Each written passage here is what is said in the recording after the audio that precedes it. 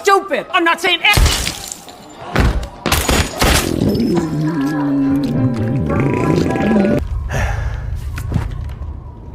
Fuck! Fuck!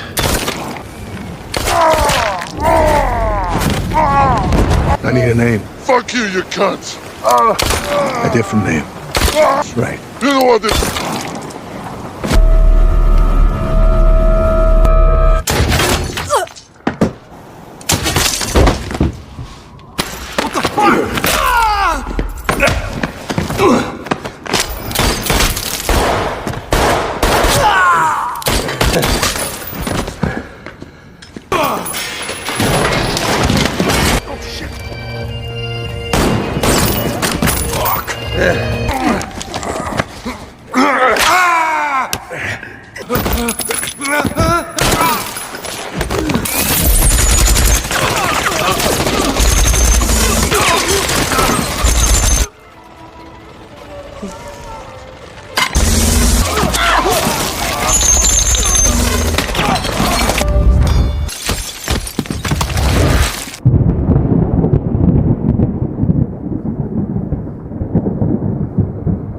Hello, and welcome to the Cinema Explainer.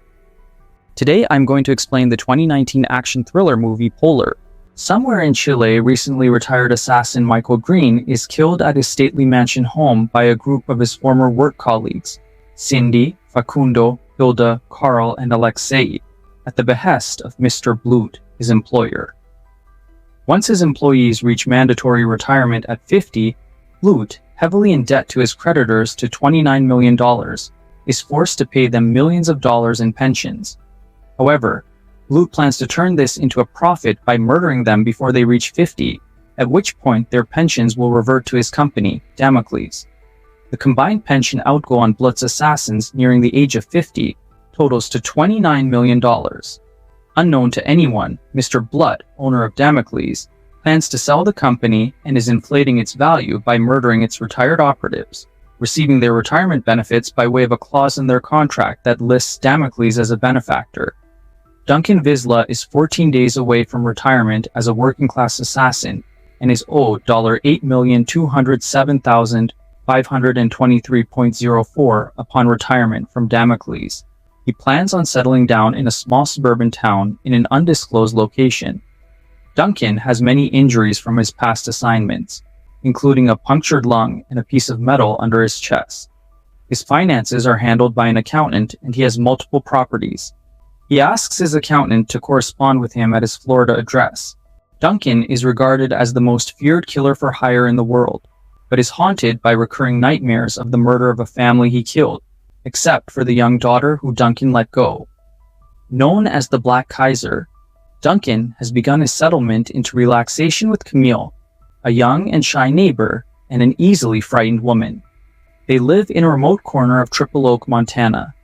As Camille and Duncan become friends, she shares about a traumatic day in her life, brought upon by a single individual whom she hopes to confront one day. One day, after giving an ill-fated talk at a local school about foreign countries in combat, the school asks Duncan never to return as his demonstration was too graphic. He gives Camille a gun as a gift. While trying to teach her how to shoot, she breaks down, seemingly disturbed by the weapon. Blute sends Duncan, via a meeting with Vivian, Duncan's handler, on a mission to Belarus to kill a target that was supposedly responsible for the murders of the other former assassins. Vivian claims to Duncan that the killings were arranged by the Russian mafia, who hired some Mexican hitmen to carry out the attacks. The payday promised to Duncan is $1 million. Vivian wants Blute to leave Duncan alone, but Blute is in no position to pay $8 million to Duncan and wants him dead. However, Duncan acts before telling Blute and discovers that he is the true target. When he enters the target's room, he finds his file photo in his possession. Vivian panics because now Duncan knows that there was a conspiracy against him and she was involved. Meanwhile, Blute engaged his A-team to kill Duncan. Facundo's, Anthony Grant, squad works to locate Duncan's residence. While beating his accountant, Lomas, Julian Richings, they receive a list of his current property holdings. They work through the list without any success, killing the various residents of each property. Despite having covered his tracks well, Duncan is tracked down through large donations he has made from a Montana bank. While coming home from stopping at the nearby town, Duncan finds Cindy by the side of her car broken down on the road. The pair return to his house, where they end up having sex. While having sex on the bed, the kill squad engages.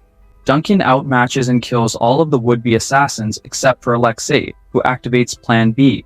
Learning from Alexei's girlfriend Junkie Jane that Alexei has kidnapped Camille, Duncan goes to Detroit to meet with former mentor, Porter, only to be betrayed and drugged by him before learning any information.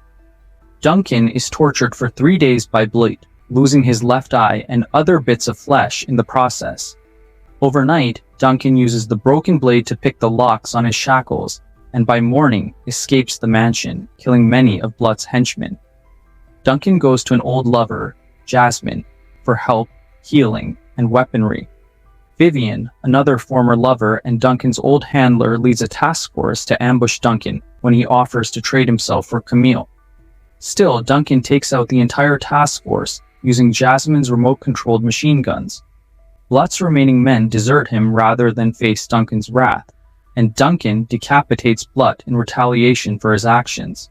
Discovering the heavily drugged Camille, he returns to Montana, where he treats her inside her cabin. Duncan awakens the following morning to find her gone. Searching her room, he finds newspaper clippings from 20 years prior about the death of the family he has nightmares about murdering, and $200,000 check stubs. Camille reveals herself to be the young daughter of the family who had been spared by Duncan, and who he has been financially providing for from a distance ever since. Haunted by the murders, Camille had tracked Duncan down for revenge. Though Camille tries, she is unable to bring herself to kill Duncan. Duncan promises to help Camille try to find out who had put a hit out on her father. So here the movie ends. I hope you enjoyed it. Thanks for watching, like, share, and follow for more.